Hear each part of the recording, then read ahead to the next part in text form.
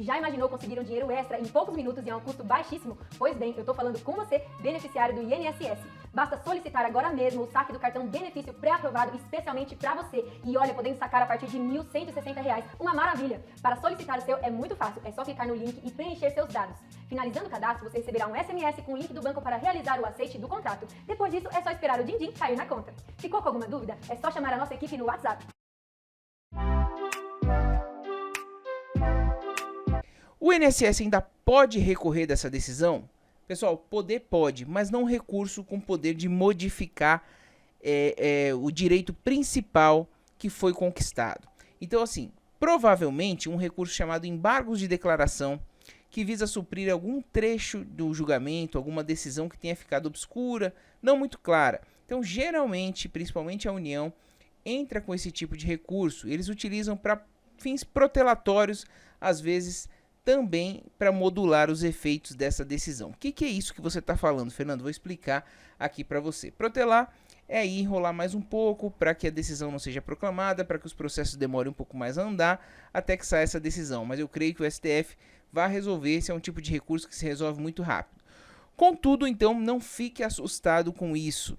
Esse tipo de recurso tende a ser resolvido rapidamente e não deve alterar o direito principal conquistado. Mas tem a questão dos efeitos modulatórios. Olha só, por outro lado, você que tem certeza que tem direito e ainda não ingressou com a ação, você que tem certeza, quando eu falo, pessoal, é você que já fez o cálculo com alguém que você confie e que realmente vale a pena para você. Por que eu estou falando alguém que você confie? Muita gente estava levando na brincadeira ainda essa revisão da vida toda, falando que todo mundo tem direito. O próprio governo brincou com isso, falando que seriam 360 bilhões. E não é assim, pessoal. Precisa entrar todas as suas remunerações antes de julho de 94. Não é só a que é mais vantajosa, não é só o período que você ganhou mais.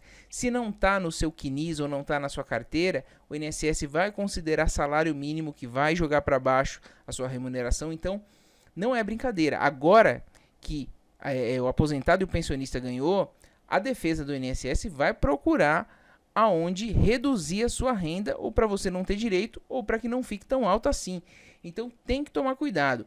Eu recomendaria fortemente você que tem certeza, está com o cálculo confiável em mão, que ingressasse antes que essa modulação dos efeitos ocorra, que esse recurso, provavelmente a União vai interpor, ocorra. A discussão dessa modulação de efeitos pode ser reaberta caso o INSS apresente embargos de declaração, como eu falei, após a proclamação do julgamento. Por isso, agora é a melhor hora, sim, para você ajuizar a revisão da vida toda. Essa modulação ela pode botar uma data de corte, ela pode priorizar quem já tinha entrado com a ação até tal data, enfim, algumas coisas que a União pode pedir para fins de administrar melhor a demanda e que às vezes pode prejudicar quem entra depois, tá? Só uma hipótese, então se você tem certeza, entre. Pessoal, compartilha esse vídeo que é muito importante que eu estou falando aqui para vocês, tá? Olha só, posso pedir a revisão do INSS sem advogado? Revisão da vida toda, posso pedir lá sem advogado diretamente na agência do INSS ou pelo meu INSS? O INSS, pessoal, não reconhece a revisão da vida toda, é um direito de exceção, mesmo com a decisão do STF. É isso mesmo, não vai acontecer dessa revisão ser automática. Por exemplo, a revisão do artigo 29, que foi feito um acordo e o INSS fez automaticamente. Não foi citado isso, tá? Não tem um volume tão grande para isso, então não vai acontecer. Se você for ao INSS ou perguntar, falar da revisão da vida toda, eles vão falar que desconhecem, tá? Porque foi uma decisão aqui judicial. Então, pelo direito constitucional de petição, você pode chegar lá no INSS e dar entrada na revisão da vida toda sem advogado. Se você chegar lá com um papel, fazer um pedido, por exemplo, que você quer saber o valor do seu IPVA, eles vão receber o seu pedido. A resposta que você vai ter, aí que é outra coisa, tá? Ou você vai ter uma resposta muito demorada, e se você tiver uma resposta, além de demorada, ela não vai ser favorável. Então, não há possibilidade de você ganhar a revisão da vida toda ou tê-la entrando diretamente no INSS sem advogado. O que te ajudaria nisso, que eu já vi gente orientando a fazer esse procedimento?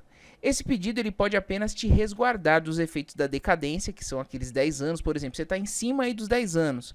Aí você pode fazer um pedido no INSS lá, caso você não tenha condições de entrar na justiça agora, para se resguardar. E também da prescrição quinquenal. Para quem não sabe, sobre os atrasados, você recebe só os últimos 5 anos a contar da data que você ingressou com a ação. Então, essa situação pode apenas te resguardar disso, mas fazer com que você tenha o direito e receba diretamente sem advogado pelo INSS não vai acontecer. Contudo, então, fatalmente, logo após, você vai ter que buscar o Poder Judiciário se quiser receber esse direito.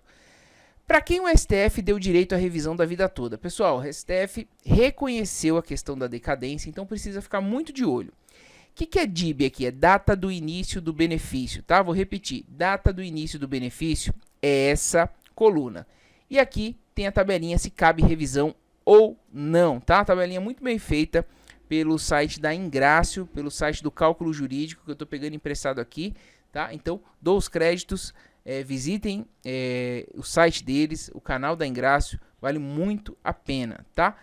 Data do início do benefício. Se a data do início do benefício for antes de 29 de novembro de 99, não cabe, pois não foi aplicada a regra de transição no cálculo e sim a regra anterior à Lei 9876. Então, teve benefício, iniciou-se antes de 29 de 11 de 99, não cabe. Se a data do início do benefício for após 29 de 11 de 99, e for há mais de 10 anos, tá? Data do início do benefício. Iniciou-se o benefício após 29 de 11 de 99 e for há mais de 10 anos, aí aqui. Se o cálculo da revisão for vantajoso, avalie com muito cuidado se for ingressar, pois incide decadência. Se ingressar, fundamente no processo do afastamento da decadência, que é difícil, tá? Foi fixada a decadência, então aqui teria direito, mas vai ter a questão da decadência dos 10 anos. Pode ser que consiga firmar uma tese para afastar isso, mas muito difícil, tá? Então, passou de 10 anos, muito difícil. Se a data do início do benefício for após 29 de 11 de 99 e for a menos de 10 anos, se o cálculo da revisão for vantajoso, pode ingressar o quanto antes, tem direito. Se a data do início do benefício for após 13 de novembro de 2019, não cabe em regra, porque a regra, então, definitiva da Lei 8.213, reforma da Previdência, tá? Foi revogada tacitamente. É incompatível com a nova regra de cálculos da reforma da Previdência, artigo 26 da Emenda Constitucional 103.